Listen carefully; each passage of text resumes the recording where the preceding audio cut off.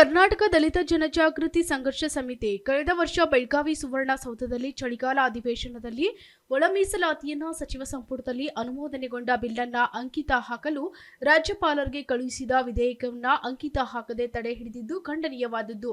ಹಾಗಾಗಿ ಈ ಪ್ರಯುಕ್ತ ರಾಜ್ಯ ಸರ್ಕಾರವು ಸಮರ್ಥ ಉತ್ತರದ ಮುಖಾಂತರ ರಾಜ್ಯಪಾಲರಿಗೆ ಮನವರಿಕೆ ಮಾಡುವಂತೆ ಮಾದಿಗರ ವಿವಿಧ ಬೇಡಿಕೆಗಳ ಈಡೇರಿಕೆಗಾಗಿ ಒತ್ತಾಯಿಸಿ ಕಲಬುರಗಿ ಜಿಲ್ಲಾಧಿಕಾರಿಗಳ ಮುಖಾಂತರ ಮನವಿ ಪತ್ರ ಸಲ್ಲಿಸಲಾಗಿದೆ. ಬಂದಿದ್ದು ಕೊನೆ ಹಂತದಲ್ಲಿ ನ್ಯಾಯಮೂರ್ತಿ ಎಚ್.ಎನ್. ನಾಗಮೋಹನ್ ದಾಸ್ ಅವರು ಇಡೀ ರಾಜ್ಯದಲ್ಲಿ ಇಲ್ಲೇ ಜಿಲ್ಲೆಯಲ್ಲಿ ಪ್ರವಾಸ ಮಾಡಿ ದಲಿತರ ದತ್ತಾಂಶಗಳನ್ನು ಕಲೆಕ್ಟ್ ಮಾಡಿ ಸರ್ಕಾರಕ್ಕೆ ತಮ್ಮ ವರದಿಯನ್ನು ಸಲ್ಲಿಸಿದರು.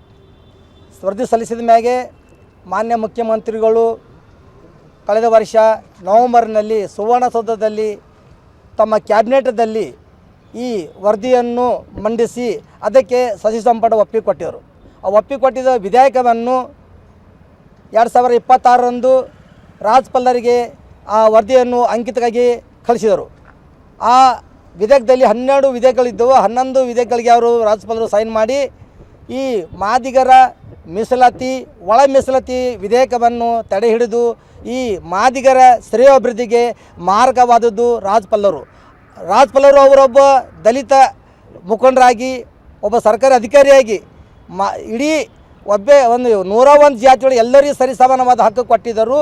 ಈ ವರದಿಯನ್ನು ಈ ವಿಧೇಯಕವನ್ನು ಪಾಸ್ ಮಾಡದೆ ಅಂಕಿತ ಹಾಕದೆ ತಡೆ ಹಿಡಿದಿದ್ದು ತುಂಬ ಮಾದಿಗರಿಗೆ ನೋವಾಗಿದೆ ಮತ್ತು ಈ ನೋವನ್ನು ಸರ್ಕಾರ ಸಮರ್ಥವಾಗಿ ಉತ್ತರ ಕೊಡಬೇಕಾಗಿದೆ.